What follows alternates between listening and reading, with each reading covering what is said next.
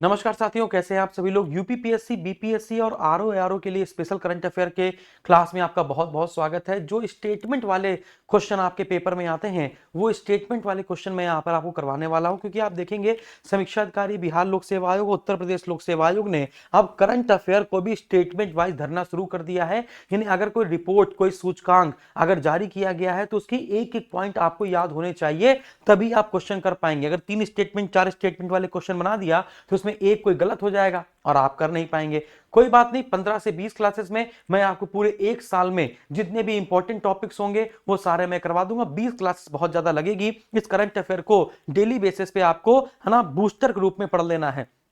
आज हम लोग जो बात करने वाले हैं वो 2025 में जो रिपोर्ट और सूचकांक जारी किए गए हैं, जैसे वैश्विक हथियार रिपोर्ट सिप्री ने जारी करी है, जलवायु जोखिम सूचकांक, विश्व जल विकास रिपोर्ट, विश्व ग्लेशियर रिपोर्ट, है ना। तो इन 4 रिपोर्ट और सूचकांक पे चर्चा करेंगे। इसके पहले क्वेश्चन कैसे बनते हैं इससे मैं आपको दिखा देना चाहता हूं। अगर वो क्वेश्चन आप कर लेते हैं तो बहुत ही बढ़िया बात है, अगर नहीं कर पाते हैं तो फिर हमारी ये पूरी क्लास देखिएगा और इसके बाद आप जरूर वो सारे क्वेश्चन कर पाएंगे। तो चलिए मैं क्वेश्चन लगाता हूं और आप देखिएगा कि आप लोग कितने क्वेश्चन कर पाते हैं। चलिए यहां पर ये पहला क्वेश्चन है, वर्ष 2015-19 और 2020-24 की अगर तुलना की जाए तो सिप्री रिपोर्ट के संबंध में कौन से कथन सही हैं।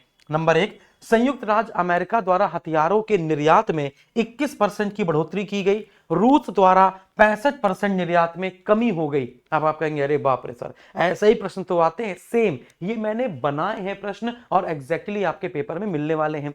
विश्व जल विकास रिपोर्ट 2025 के संदर्भ में कौन सा कथन सही है। 1975 से अब तक 9000 टन से अधिक बर्फ जलवायु परिवर्तन के कारण पिघल चुकी है। अकेले 2024 में 450 गीगाटन बर्फ का नुकसान हुआ। तो इस प्रकार जलवायु जोखिम सूचकांक के संबंध में कौन सा सही है ये देखा जाएगा। फिर हिंदू कुश हिमालय क्षेत्र में कौन सा देश नहीं आता है, तो हिंदू कुश हिमालय क्षेत्र में जो टोटल 8 देश आते हैं उनमें से कौन सा देश इसमें नहीं आ रहा है। तो इस प्रकार से क्वेश्चन मैंने लगाए हैं। संयुक्त राष्ट्र ने, यूनाइटेड नेशंस ने ग्लेशियर के संरक्षण का अंतरराष्ट्रीय वर्ष किस वर्ष को घोषित किया है। जलवायु जोखिम सूचकांक ये रिपोर्ट किसके द्वारा प्रस्तुत की जाती है। तो चलिए स्टार्ट करते हैं बिना किसी देरी के। पहले ये बताइए, ये 6 क्वेश्चन मैंने आपको दिखाए, इस 6 क्वेश्चन में कितने क्वेश्चन आपके सही हुए हैं। दिल से पूछिए कितने सही हुए। अगर 6 में आपके 5 सही हो गए हैं तो बस यहीं से क्लास ड्रॉप कर दीजिए, कोई मतलब नहीं है, आपका सिलेक्शन हो चुका है। नहीं 6 में से 5 नहीं हो पाए हैं तो फिर पूरी क्लास आपको देखनी पड़ेगी, इसके नोट्स बनाने पड़ेंगे। नोट्स ना बनाओ तो ये पीडीएफ में आपको एसएसजी गुरुकुल के एप्लीकेशन के करंट अफेयर वाले पार्ट में दे दूंगा, वहां से आप डाउनलोड कर सकते हैं और लिख सकते हैं। चलिए स्टार्ट करते हैं। सबसे पहले मैं आपको बताता हूं विश्व जल विकास रिपोर्ट, बस आपको सुनते चले जाना है ना। तो याद रखिएगा, विश्व जल विकास रिपोर्ट संयुक्त राष्ट्र की यानी यूनाइटेड नेशंस की एजेंसी यूनेस्को द्वारा, याद रखिएगा विश्व जल विकास रिपोर्ट। तो बहुत ही प्यारा क्वेश्चन आपकी स्क्रीन के सामने कि विश्व जल विकास रिपोर्ट किसके द्वारा जारी की गई है। यूनेस्को के द्वारा। यूनेस्को के द्वारा आप जानते हैं educational, scientific and cultural organization है ये। तो यूनेस्को का मुख्यालय पेरिस, फ्रांस में होता है। तो यूनेस्को के द्वारा 25 मार्च 2025 को, आपको पता है विश्व जल दिवस कब मनाते हैं, 22 मार्च को। विश्व जल दिवस कब मनाते हैं बच्चों, 22 मार्च को मनाते हैं और 22 अप्रैल को मनाते हैं विश्व पृथ्वी दिवस। तो इस बार का जो विश्व जल दिवस मनाया गया है ना, उसकी थीम क्या रखी गई, ग्लेशियर संरक्षण। उसकी थीम क्या रखी गई बच्चों, ग्लेशियर संरक्षण। क्यों, क्योंकि ग्लेशियर लगातार पिघल रहे हैं और ग्लेशियर पिघलेंगे तो फिर क्या होगा, नदियों का जल स्तर बढ़ेगा, जो छोटे छोटे आइलैंड है ना, और बहुत सारी जगह बाढ़ आएगी और जलवायु परिवर्तन की वजह से सभी मानवीय जो जाति है वो समाप्त हो सकती है। पढ़ते हैं। तो संयुक्त राष्ट्र की एजेंसी यूनेस्को के द्वारा 25 मार्च 2025 को जारी विश्व जल विकास रिपोर्ट 2025 में ग्लेशियरों के तेजी से पिघलने पर है ना गहरी चिंता व्यक्त की गई। यानी इस बार जो विश्व जल विकास रिपोर्ट आई है उसमें ग्लेशियरों के पिघलने पर पूरी बातें की गई हैं। कहा गया है रिपोर्ट के अनुसार दुनिया की जो लगभग 8.2 अरब आबादी में से 2 अरब से अधिक लोग ऐसे हैं जिनको अच्छा पानी और भोजन नहीं मिल पा रहा है। 3.5 अरब लोगों को भारत के लिए सुरक्षित रूप से प्रबंधित स्वच्छता तक पहुंच में कमी आई है। यानी भारत में 3.5 अरब लोग ऐसे हैं जिनको अच्छे तरीके से पानी नहीं मिल पा रहा है।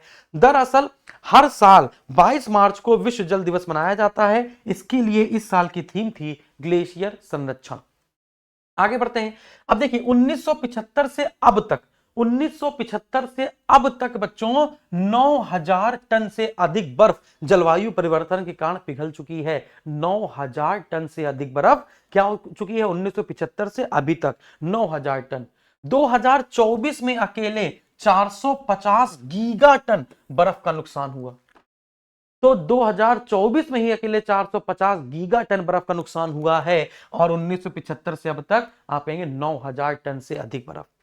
रिपोर्ट के अनुसार 1979 से 2022 के बीच वैश्विक बर्फीली सतह में 7.79% की कमी देखी गई है।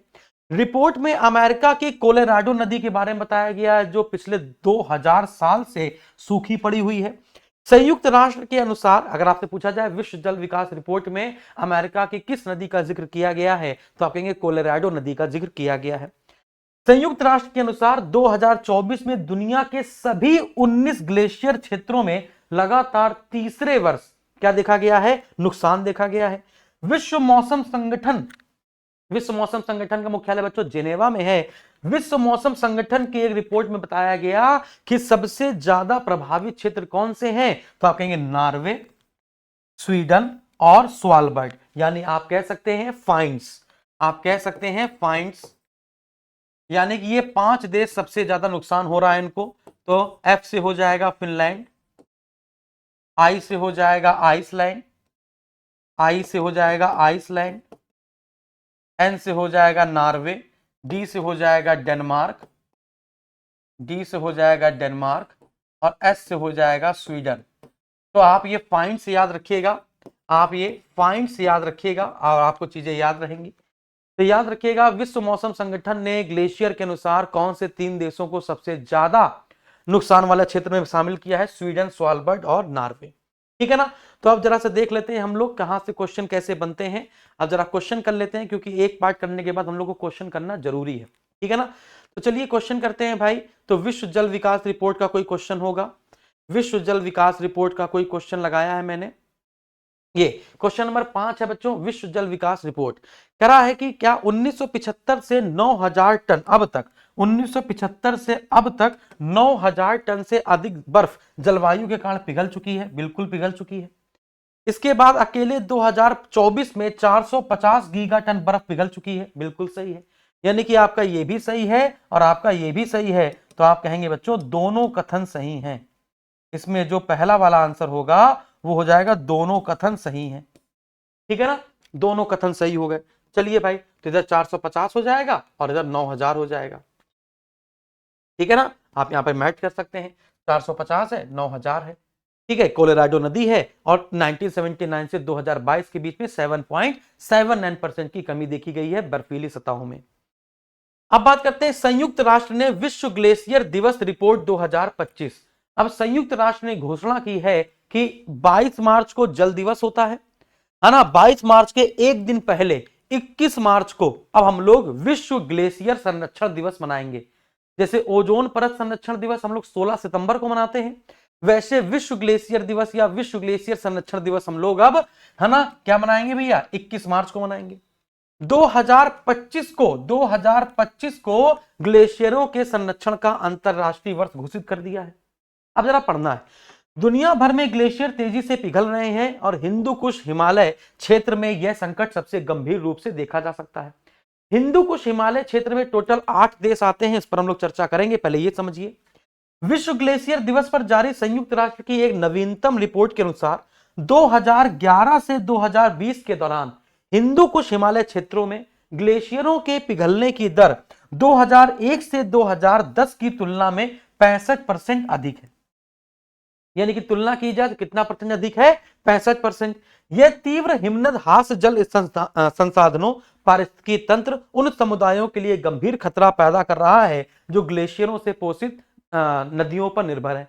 यानी कि जो नदियां ग्लेशियरों से अपना पानी का प्रवाह लेती हैं, यदि नदी का प्रवाह बढ़ेगा, जलस्तर बढ़ेगा तो अगल बगल के जो क्षेत्र होंगे वहां पे बाढ़ आने की संभावना ज्यादा है। अब ये इंपॉर्टेंट है, कह रहा वैश्विक तापमान, अगर रिपोर्ट में बताया गया है संयुक्त राष्ट्र की, यदि वैश्विक तापमान 1.5 डिग्री सेल्सियस से 2 डिग्री सेल्सियस तक बढ़ता है तो वर्ष 2100 तक हिंदू कुश हिमालय ग्लेशियर का 30 से 50% हिस्सा समाप्त हो जाएगा। यदि इसी प्रकार अगर इस वर्ष, है ना, अगर हर एक वर्ष में 1.5 से 2% सेल्सियस अगर टेम्परेचर बढ़ता है तो सन 2100 तक हिंदू कुश हिमालय का 30 से 50% हिस्सा समाप्त हो सकता है। यदि 2% से अधिक बढ़ जाता है तो यह क्षेत्र 2020 तक ही, है ना, ये क्या, यह क्षेत्र 2020 तक 45% का हिस्सा खो सकता है यदि तापमान 2 डिग्री सेल्सियस बढ़ जाता है तो, है ना, यदि तापमान 2 डिग्री सेल्सियस बढ़ जाता है तो 2020 तक, है ना, क्या हो जाएगा भैया, 2020 तक 45% हिस्सा ये खो सकता है। अब क्योंकि ये जो रिपोर्ट है वो 2011 से 2020 तक की है ना, 2001 से 2010, 2011 से 2020, तो ये रिपोर्ट 2020 तक की थी, इसलिए यहां पर ऐसा लिख रहा है ना, क्योंकि यहां पर जो रिपोर्ट बनाई गई है संयुक्त राष्ट्र के द्वारा 2025 में जो रिपोर्ट पहली बार पेश की गई है वो 2001 से 2020 तक की है, और 2020 में ही बताया गया है कि यदि, है ना, क्या होता भैया, यदि 2 डिग्री सेल्सियस बढ़ता तो 45% तक हिस्सा चला जाता, और 1.5 से 2 डिग्री सेल्सियस बढ़ेगा तो सन 2100 तक, है ना, 21 अभी 2025 चल रहा है, 2100 तक 30 से 50% समाप्त हो सकता है। हिंदू कुश हिमालय क्षेत्रों में 8 देश आते हैं बच्चों, कौन कौन से, अफगानिस्तान, बांग्लादेश, भूटान, चीन, भारत, म्यांमार, नेपाल और पाकिस्तान। कौन कौन से बच्चों, अफगानिस्तान, बांग्लादेश, भूटान, चीन, भारत, म्यांमार, नेपाल और पाकिस्तान। आप देखेंगे अगर इसको हम लोग याद करने की कोशिश करें तो कैसे याद कर सकते हैं बच्चों, अगर हम लोग इसको याद करने की कोशिश करें तो कैसे याद कर सकते हैं, क्या हम लोग इसको बचपन याद कर सकते हैं, बचपन, जैसे स्थलीय सीमा, जैसे भारत की स्थलीय सीमा, है ना, आपको पता है भारत की स्थलीय सीमा जिन देशों से लगती है, बचपन एमबीए किया है ना, सुना ना, तो बी से हो जाएगा बांग्लादेश, बी से हो जाएगा भैया बांग्लादेश, चा से हो जाएगा चीन, है ना, पा से हो जाएगा पाकिस्तान, ना से हो जाएगा नेपाल, और अगर एमबीए याद कर ले, एमबीए, तो एम से हो जाएगा म्यांमार, बी से हो जाएगा भूटान, और ए से हो जाएगा अफगानिस्तान, ए से हो जाएगा बच्चों अफगानिस्तान। अब एक देश यहां पर कौन सा बच जाता है मेरे भाई, वो चीन, है ना, तो आप देखेंगे कि कैसे बचपन एमबीए भारत, अच्छा चीन कहां बच जाता है, चीन तो हो गया ना, कौन सा बच जाता है, कोई बचता नहीं है शायद, अच्छा भारत एक खुद भी तो है ना, भारत एक खुद भी तो है, तो 7 देशों से सीमा प्लस भारत, है ना, बचपन एमबीए, ये सूत्र से याद कर सकते हैं। तो आप देखेंगे 8 देश हैं इसमें हिंदू कुश हिमालय क्षेत्र में। यह क्षेत्र 10 प्रमुख नदी घाटियों का स्रोत है जो लगभग 2 अरब लोगों के जीवन यापन में सहायक हैं। थर्ड पोल, बेटा हिंदू कुश हिमालय क्षेत्र को थर्ड पोल ऑफ एशिया कहते हैं, है ना, अंटार्कटिका और आर्कटिक आप जानते हैं नॉर्थ पोल और साउथ पोल है, तो थर्ड पोल किसे कहते हैं, तो याद रखिएगा थर्ड पोल हम लोग हिंदू कुश हिमालय क्षेत्र को कहते हैं, है ना, क्योंकि अंटार्कटिक और आर्कटिक के बाहर सबसे ज्यादा जो ग्लेशियर या बर्फ है वो थर्ड पोल पे ही है। कोलंबिया में कोनेजेरस ग्लेशियर जैसे ग्लेशियरों का तेजी से लुप्त होना इस संकट को सबसे ज्यादा बढ़ाता है, तो कोलंबिया का कोनोजेरस ग्लेशियर विलुप्त हो चुका है, कोलंबिया का कोनोजेरस ग्लेशियर, तो याद रखिएगा कोनोजेरस ग्लेशियर जो है वो कहां पर है, तो कहेंगे कोलंबिया में। कुछ प्रमुख हमने यहाँ पर बच्चों ग्लेशियर लिख रखे हैं, है ना, कुछ बड़े बड़े ग्लेशियर हमने लिख रखे हैं यहाँ पर, तो इसको स्टैटिक जीके के रूप में आप ले सकते हैं ग्लेशियर को। जैसे अगर हम लोग विश्व के सबसे बड़े ग्लेशियर की बात करें, विश्व के सबसे बड़े ग्लेशियरों की बात करें तो लैम्बर्ट कहां पर है, अंटार्कटिका में, हर्बर्ट कहां पर है, अलास्का में, पेंटचेंको, है ना, पेंटचेंको ये कहां पर है, तजाकिस्तान में, सियाचिन भारत और पाकिस्तान के बीच में है, बियाफो पियोके वाले क्षेत्र में है, ब्रुगेन आपका चिली में है ना, तो ब्रुगेन कहां पर है बच्चों, चिली में है, बियाफो पाकिस्तान पियोके क्षेत्र में, सियाचिन भारत और पाकिस्तान में, बाल्टोरो पियोके में है ना, फिर इसके कह रहा है साउथ इनल्चिक ग्लेशियर कहां पर है, किर्गिस्तान और चीन के बीच में है, जो स्टेडल नॉर्वे में है, बटूरा ग्लेशियर आपका पाकिस्तान में है, भटूरा या बटूरा ग्लेशियर आपका पाकिस्तान में है। फिर इसके अगर हम लोग यहाँ पर भारत के ग्लेशियर की बात करें तो उनकी स्थिति देखिएगा, सियाचिन ग्लेशियर काराकोरम में है, हिस्पर काराकोरम में, बियाफो काराकोरम में, बाल्टोरा काराकोरम में, बटूरा आपका काराकोरम में, है ना, चोंगुलुंगमा काराकोरम में, खोरदोपिन काराकोरम में, फिर रिमो आपका सिर्फ कश्मीर में है, जेमू ग्लेशियर कंचनजंगा में है, गंगोत्री और मिलान आपका उत्तराखंड कुमायूं में है। तो यहाँ पर ये स्थिति आपको याद रखनी है, तो यहाँ पर कुछ मैंने ग्लेशियर लिखे हुए हैं, उस ग्लेशियर को जरूर आपको देखना है, लैम्बर्ट, हर्बर्ट, फेडचेंको, सियाचिन, बियाफो, ब्रुगेन, बाल्टोरा, इनल्चक, जोस्टेल और बटूरा, ठीक है ना। तो इसमें से कौन कौन से आपको याद रखने हैं? ये सबसे बड़े से छोटे क्रम में सबसे बड़ा ये हो जाएगा लैम्बर्ट, फिर उससे छोटा हर्बर्ट, है ना, फिर इसके बाद आपको ब्रुगेन याद कर लेना है, फिर आपको जो स्टेडल याद रखना है, बटूरा याद रखना है। तो इस प्रकार से ये आपको याद रख लेने हैं, ठीक है ना। तो आप यहां पर देख पाएंगे काराकोरम में सियाचिन, हिस्पर, बियाफो, बाल्टोरा और बटूरा और चोमुलुंगमा। तो ये और खोर्दोपुन, ये क्या है भैया? ये सारे आपके काराकोरम में है, ये सारे आपके काराकोरम में है ना। आगे बढ़ते हैं, अब अगला पार्ट देखते हैं। तो यहां पर ये ग्लेशियर रिपोर्ट हम लोग ने पढ़ी, अब हम लोग यहां पर ग्लेशियर के क्वेश्चन कर लेते हैं। अब यहां पर हम लोग क्या कर लेते हैं बच्चों? ग्लेशियर के क्वेश्चन कर लेते हैं। जैसे लिखा हुआ है, ग्लेशियर के संरक्षण का अंतरराष्ट्रीय वर्ष किसको घोषित किया गया है? तो ग्लेशियर के संरक्षण का अंतरराष्ट्रीय वर्ष 2025 को घोषित किया गया है। ग्लेशियर के संरक्षण का अंतरराष्ट्रीय वर्ष 2025 के वर्ष को घोषित किया गया है।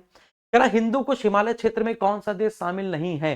तो आपको पता है 55 MBA भारत के साथ मिलकर, भारत, बांग्लादेश, चीन, पाकिस्तान, नेपाल, म्यांमार, है ना, और भूटान और अफगानिस्तान। तो इस प्रकार से कौन सा नहीं है? तो आप कहेंगे मालदीव नहीं है ना। हिंदू कुश हिमालय क्षेत्र में जो 8 देश हैं उनमें कौन नहीं है? तो आप कहेंगे मालदीव नहीं है, ठीक है। चलिए आगे बढ़ते हैं। अभी हम लोग ने ये पढ़ा नहीं है तो हम लोग अभी करेंगे नहीं। अब यहां पर हम लोग पढ़ते हैं सिप्री की रिपोर्ट। अब यहां पर दोस्तों हम लोग पढ़ते हैं सिप्री की रिपोर्ट। तो सिप्री स्वीडन के स्टॉकहोम में इसका मुख्यालय है और ये जो हथियार आयात और निर्यात की रिपोर्ट है उसको बनाती है ना। तो इस स्टार्ट करते हैं। Stockholm, Stockholm International Peace and Research Institute कहते हैं इसे, सिप्री को। सिप्री को क्या कहते हैं? Stockholm International Peace and Research Institute कहते हैं।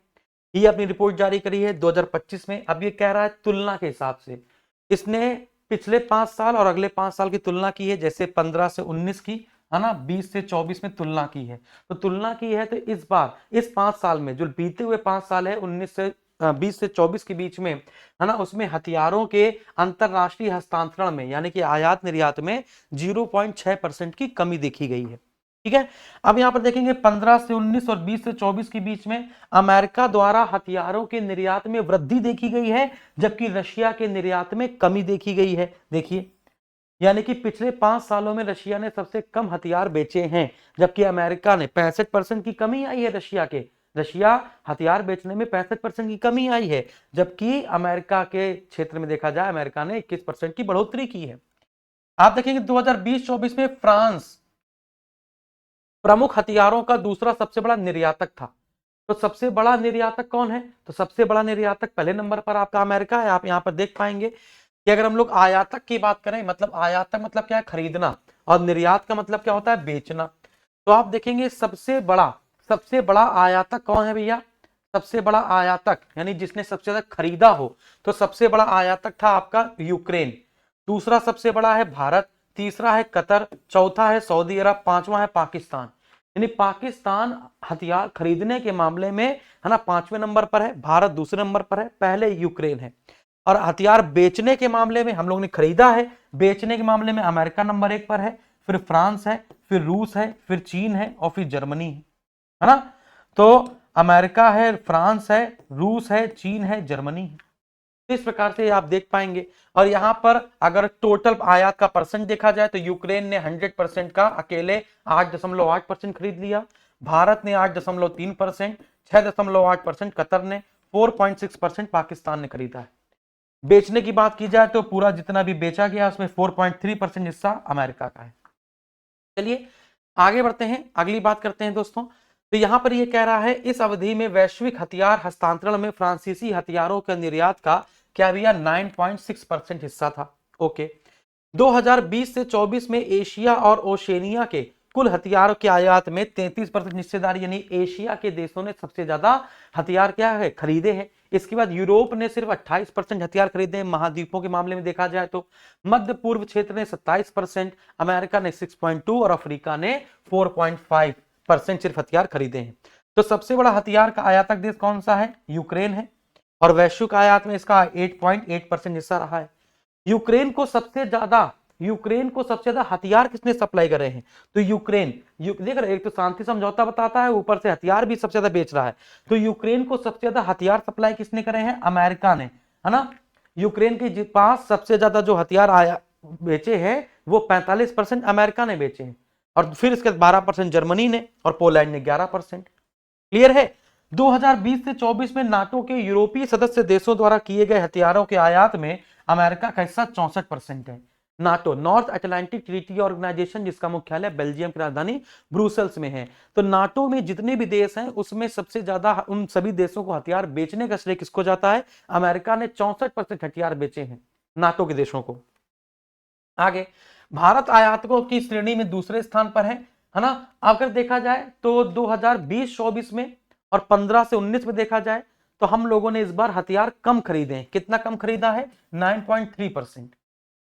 वर्ष 2015 से 19 के बीच में और 20 से 24 के बीच में भारत के आयात में, हथियारों के आयात में कमी आई है। हथियार हम लोग जो सबसे ज्यादा हथियार खरीदते हैं वो किससे खरीदते हैं, है ना? तो आप कहेंगे रशिया से। आप कहां पे लिखा है? यहाँ पे देखो, भारत सबसे ज्यादा हथियार किससे खरीदता है? तो भारतीय हथियार आयात का सबसे बड़ा हिस्सा 35% रशिया से आया है।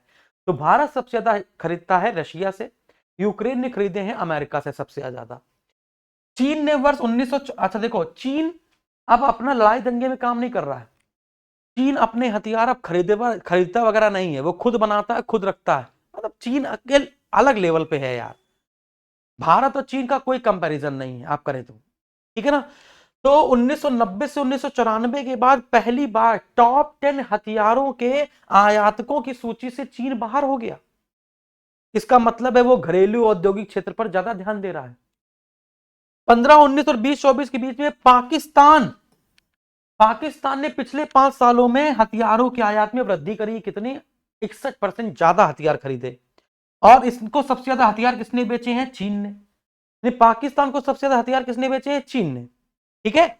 फिर इसके बाद कह रहा है 2020 से 24 की अवधि में पाकिस्तान के हथियार आयात में 21% की बढ़ोतरी। बहुत बढ़िया, 81% की। कंपैरिजन किया जाए तो 61% और 20 से 24 में टोटल कितना देखा? 81%। फिर भी कुछ नहीं कर पाया। आगे बढ़ते हैं। तो ये आपका सिपरी की रिपोर्ट हो गई। अब इसके क्वेश्चन कर लेते हैं। अब बच्चों इसके क्वेश्चन कर लेते हैं। क्वेश्चन लगाया है मैंने, क्वेश्चन लगाया है ये। वर्ष 2015 से 19 और 2020 से 24 के बीच में सिपरी रिपोर्ट के संबंध में कौन सा कथन सही है? अब एक बार करते हैं। संयुक्त राज्य अमेरिका द्वारा हथियारों के निर्यात में 21% की वृद्धि हुई है। 21% की वृद्धि हुई है, जबकि रूस द्वारा निर्यात में 65% की कमी देखी गई है। तो निर्यात में क्या 65% की कमी देखी गई है और आयात में, सॉरी, और अमेरिका मतलब दोनों के निर्यात में ही है। तो आप यहां पर देखेंगे सिपरी की रिपोर्ट, तभी आप कर पाएंगे। तो देखिए मैंने यहां पर बताया है 21%, 65%। अमेरिका ने 21% ज्यादा बेचा है और जबकि रशिया ने 65% कम बेचा है। तो यहां पर इसका जो सही उत्तर होगा वो क्या लगा सकते हैं दोस्तों? यहां पर कह रहा है 21% की वृद्धि हुई है और 65% की कमी आई है।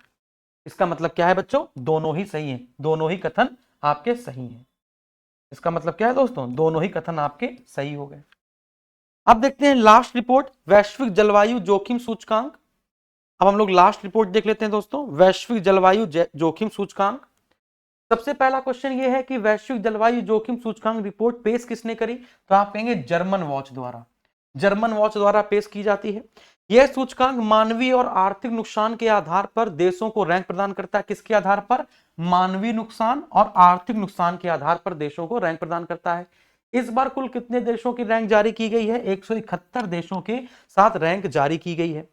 अब यहां पर जो 2025 की रिपोर्ट है वो 2022 तक के आंकड़ों को लेकर चल रही है। तो 2022 में सर्वाधिक प्रभावित जलवायु के जोखिम से सर्वाधिक प्रभावित 3 देश 2022 में बेलीज, इटली और पाकिस्तान। 2022, ठीक है। अब यहां पर देखते हैं 1993 से 2022 की अवधि में अचानक से जलवायु परिवर्तन कहां पर हुआ? अचानक से सबसे ज्यादा जलवायु जोखिम कहां पर देखा गया? तो आप कहेंगे 1993 से 2022 तक। 93 से लेकर बच्चों कितने तक? पिछले 30 सालों में। पिछले 30 सालों में अत्यंत असामान्य चरम घटनाओं में सर्वाधिक प्रभावित देश कौन कौन रहे हैं? Dominica, Honduras, Myanmar, Vanuatu. Bharat की कौन सी रैंक है बच्चों? भारत की 6वीं रैंक है। इस सूचकांक में सर्वाधिक प्रभावित देशों में भारत की कौन सी रैंक है? 6वीं रैंक है। तो पहली रैंक किसकी है? तो आप कहेंगे भारत से पहले डोमिनिका नंबर 1 पर है, चीन नंबर 2 पर है, होंडुरास नंबर 3 पर है, म्यांमार नंबर 4 पर है और इटली नंबर 5 पर है। और भारत नंबर 6 पर है। तो 1993 से 2022 की अवधि में देखा जाए तो डोमिनिका, होंडुरास, म्यांमार और वनुआतू ये सबसे ज्यादा असामान्य चरम घटनाओं से सर्वाधिक प्रभावित देशों के लिस्ट है। ये 4 देश शामिल हैं। लेकिन 2025 के सूचकांक में भारत की रैंक 6वीं है। पहले डोमिनिका, दूसरा चीन, तीसरा होंडुरास, चौथा म्यांमार और 5वां इटली के बाद 6वां भारत हो जाएगा। बार बार होने वाली चरम घटनाओं से प्रभावित देशों में कौन नंबर 1 पर है? चीन, फिर भारत, फिर फिलीपींस। तो याद रखिएगा 1993 से 2022 तक पूछे तो डोमिनिका, होंडुरास, म्यांमार और वनुआतू। बार बार होने वाली चरम घटनाओं में प्रभावित क्षेत्र कौन कौन से नंबर 1 पर है? नंबर 1 पर चीन, फिर भारत, फिर फिलीपींस। इस सूचकांक में भारत का 6वां स्थान है। पहले पर है डोमिनिका, फिर चीन, होंडुरास, म्यांमार, इटली के बाद 6वां स्थान। 1993 से 2022 के दौरान यानी पिछले 30 सालों में भारत में 400 से अधिक चरम मौसम की घटनाएं हुई हैं, जिससे भारत को 180 बिलियन डॉलर का नुकसान हुआ है। 80,000 कम से कम मौतें हुई हैं पिछले 30 सालों में मौसम से संबंधित। भारत इन घटनाओं से होने वाली वैश्विक मौतों का 10% और नुकसान की बात की जाए 4.3% हिस्सा झेला है। भारत में पूरे विश्व में जो मौसम से संबंधित, जलवायु से संबंधित जितनी मौतें हुई हैं, उससे परिवर्तन से संबंधित, जोखिम से संबंधित, उसमें 10% मौतें भारत में हुई हैं और जितना नुकसान हुआ उसका 4.3% भारत में नुकसान हुआ है। 1993 से 2022 की अवधि में वैश्विक स्तर पर 7,65,000 से ज्यादा मौतें हुई हैं, जो लगभग 4.2 ट्रिलियन अमेरिकी डॉलर का आर्थिक नुकसान है पूरे विश्व स्तर पर।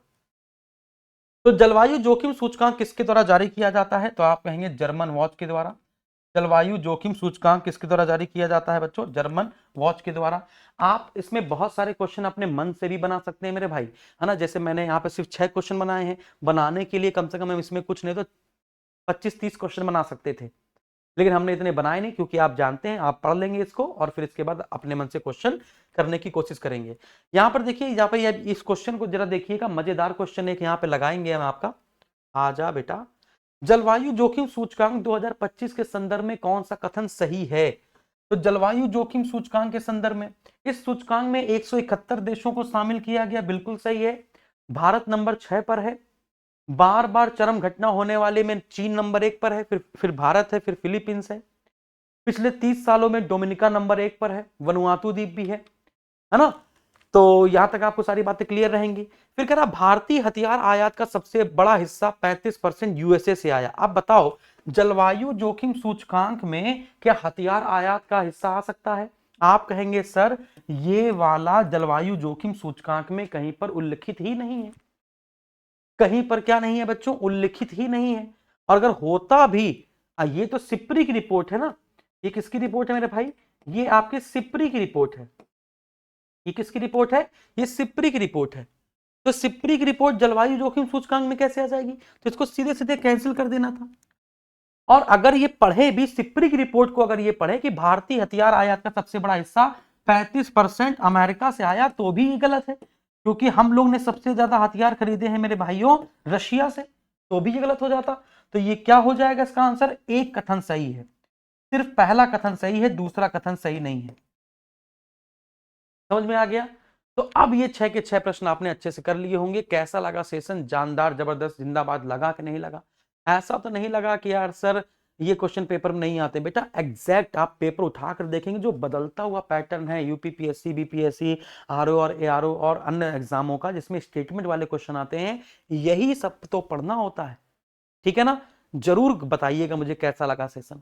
फिर इसके बाद अगली बात करेंगे, फिर अगली बात करेंगे, फिर अगली बात करेंगे। रोज आइए, रोज इसको टॉनिक के रूप में लीजिए और इसका नोट्स बनाइए अपनी कॉपी पे। Thank you very much. जय हिंद, धन्यवाद।